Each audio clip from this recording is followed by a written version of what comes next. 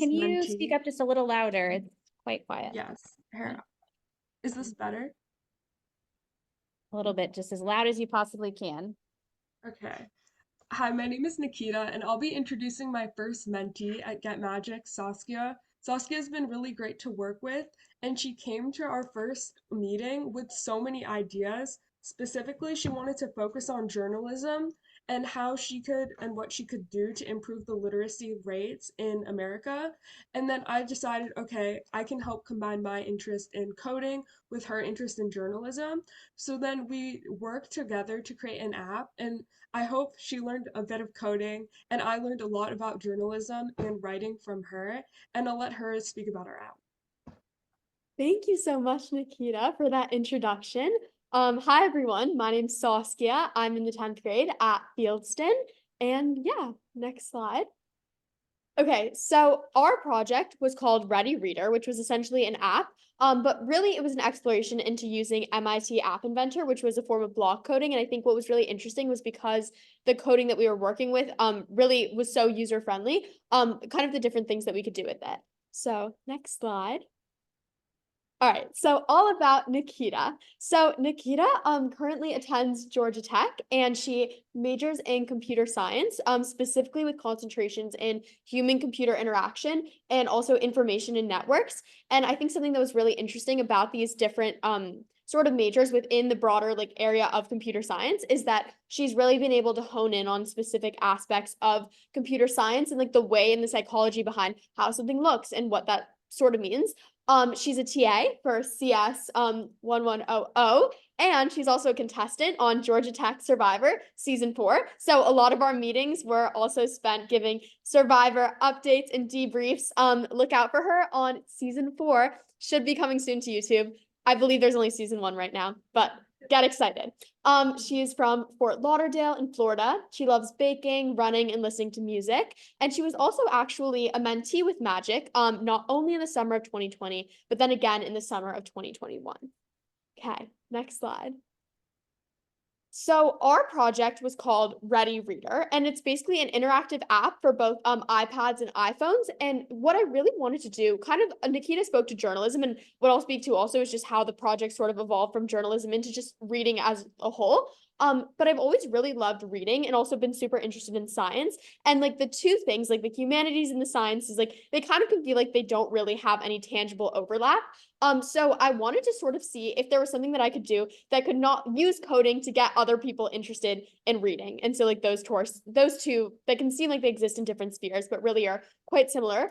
And so yeah, our app is like currently that you'll see is really in the developmental stages, but we experimented with TinyDB, which is a form of like database storing for answers and also for logins and signups. And then the plan is to develop kind of like a more comprehensive database of book recommendations, because right now what you'll see is like we really pivoted, so it's a very simple sort of like quiz-like app. Yeah. Okay, next slide.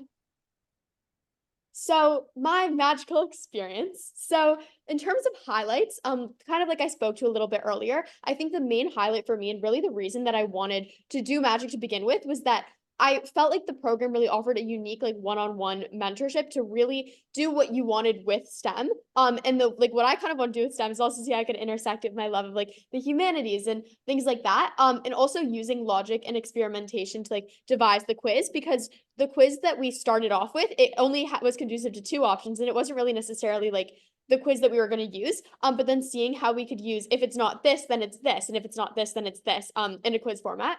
Another lesson that I had to learn through this was also pivoting to more like effective or simple solutions is like totally okay and often necessary. I think that sometimes when we go into a project with a ton of ideas and like these really sort of grand ideas of what the project is going to be, it can be hard to grapple with maybe not necessarily completing every single goal or checking everything off your checklist.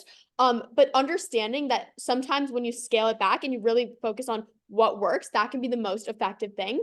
Also, that coding has the capacity to be like really imaginative and lighthearted. I think sometimes people think of coding as like a lot of numbers and really like systems, but there's within those numbers and systems, when you see the final result, it can be so fun to look at.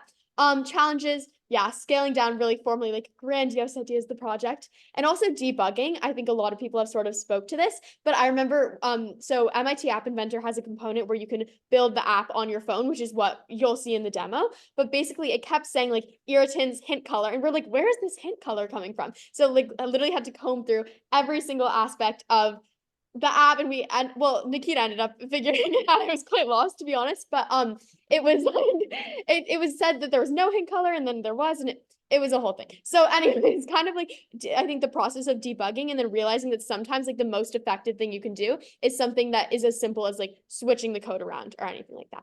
So next slide. Okay, so this is the demo. So this is what the app would look like from like Ready, reader. perspective. Sorry.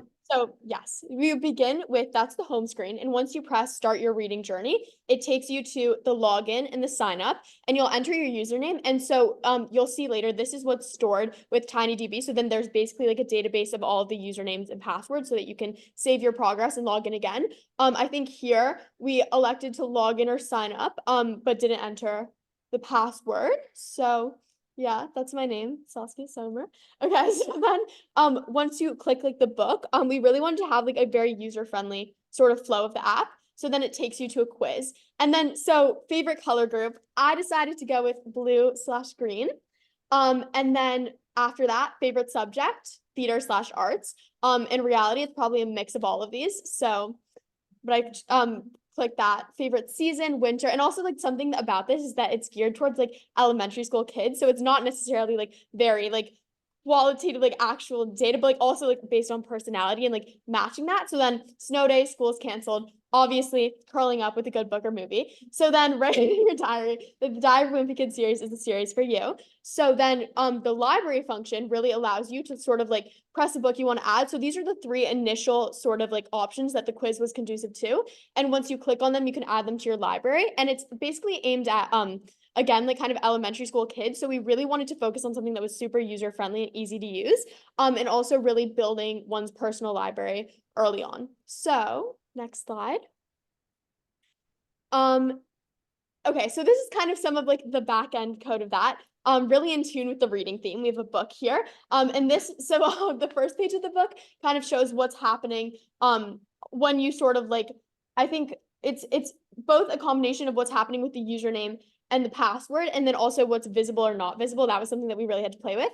And then if you go to the next slide, this is more so like the actual quiz logic. So you begin, you have a questions list and you have an answers list, and every question or answer basically leads to a different result and like or a different score. So we had to figure that out mathematically and with the number of options that we wanted to have. So basically, when like a certain option was clicked, you added a score, and then when the question number preceded like the actual amount of questions that one had, then that indicated to the quiz that it was over, and then it indicated to show visible whatever result sort of had the most scores. So like that was a kind of interesting thing to experiment with, was like the actual like logic and actually thinking about how a different result could be achieved each time. So then next slide. So yeah, so why this project? So I think I really spoke to like my love of like kind of reading and also science, but the other main reason that I wanted to embark on this project, and it was initially going to be sort of like a way of like testing sort of one's like reading level and basically presenting books based on that. But then we found like there was also again no sort of like quantitative way to do that. So we kind of pivoted and just decided to do something that's super user friendly that allowed for like different like books to be recommended. But for this entire year, like something that I've been doing is also tutoring and reading comprehension.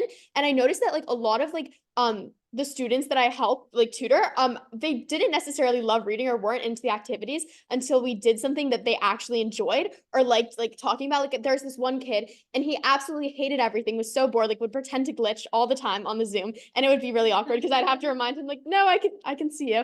But then he really loved like natural disasters for whatever reason. And so we would read articles about like hurricanes or tornadoes and all these catastrophes, and he loved it, and he would like be so eager to talk about it. So I think that that was really the ethos behind the app, was like choosing books based on like the things that really connect with readers. And obviously this is in the developmental stages, so we hope to kind of like further develop it with even more personalized recommendations based on user input. And this is kind of like the very scaled down version of that, but also like creating age appropriate like personal libraries, because I think that really like beginning a love of reading, it starts early on, and many people do develop it later in life. But I think that when you find a topic that you really enjoy reading about, it is really conducive to like loving reading for longer. And so that's something that I've experienced personally and also seen other kind of people experience. So that was like what sort of the why behind the project.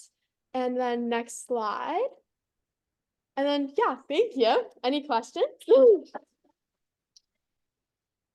Oh, yes. So I loved your presentation and I love the why. So I was wondering, how did you decide which questions to include in the quiz? Yeah, so the question was how I decided what questions to include in the quiz. I think that we kind of just thought about like very age appropriate questions, like what are sort of the simple things that like people might want to answer. Obviously, like they're very broad and very generalized, and then kind of completing that with like the different sort of qualities of the books that the quiz like could result in. So that was like the main idea. But obviously, I think the objective and the goal is then to develop it further and make it like even more interactive. But we just sort of started with like the very basic, like you're just meeting someone for the first time. Like, what are the things that you ask them? Sort of questions. So yeah.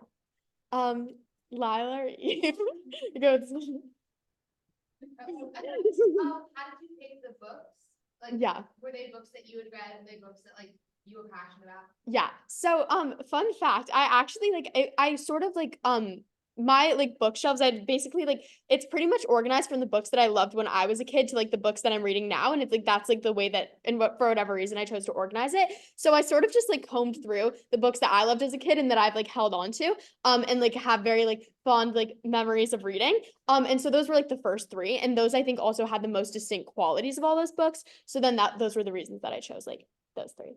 But yeah, thank you so much. Oh, do we have time for like one more quick question from Lila? She said, Okay, Yes. me. Did this project open your eyes to other intersections of humanity and science? Yeah, for sure. I think that like what's interesting is like 'cause since we were initially wanting to focus on literacy rates and had begun to like research that a little bit, also understanding that like anything that we technically know about reading and about the way that like one's mind sort of develops either through the act of reading is like due to science and due to studies. And so like I think that what's really interesting is though like you can't really encapsulate the way you feel like when you read a book, like you can encapsulate like what's actually happening like psychologically when you read a book and things like that. And so I think that that was one interaction, and also just understanding that like when you don't really see like tangible overlap between two things you're interested in, like you can kind of like create that. And also like yeah, I think that was sort of what we tried